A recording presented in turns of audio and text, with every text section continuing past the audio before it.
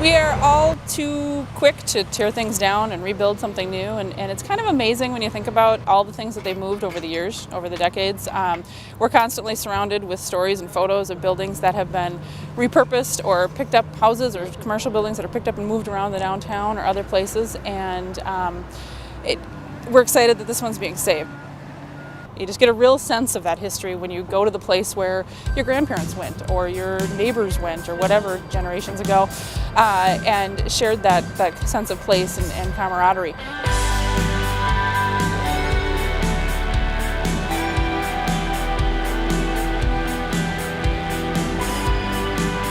The White Bear Town Hall was built in 1885. The township commissioned an architect, which we firmly believe is Cass Gilbert, when he was very young and just getting started, to design a town hall for the purpose of their meetings. The township was formed in 1858, on the same day Minnesota became a state, and they had no place specifically to meet up until 1885. So for almost 30 years they were meeting in the hotels and resorts and different places. And so from 1885 until 2011, when the town board chose to no longer meet in this building, that was their home.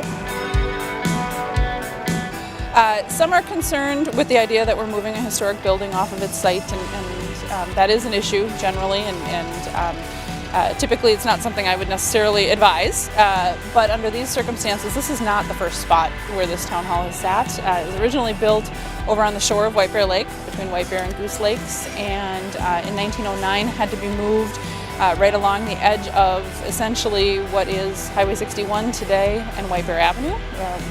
And then when the highway was straightened through that area in 1951, it was moved to Hoffman Road, where it is right now.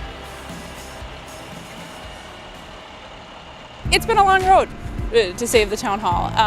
We've had to convince a lot of people that it really does have heart and that the core of the building is still there. And because it suffered fires, because it's been moved, a lot of folks feel that it's lost its integrity as a structure. And so then people say, well, it's not original. Well, it depends on what story you're telling. To me, all of those layers are part of that story.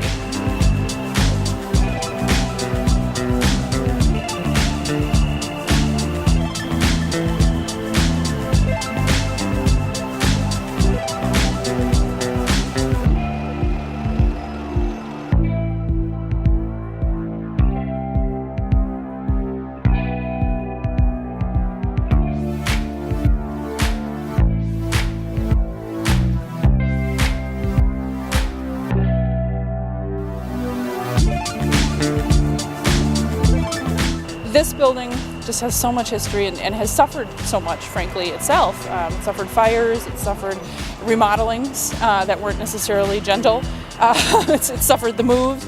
And so to be able to sort of honor it and put it in the park, and it'll be such a better place for it to be used for educational purposes, for school groups, for tours, and just for the public to be able to come visit. The spot where it's been for the last 60-some years is not super inviting to the public. It's on the edge of the highway and all of that, so this will give it more of a place to settle.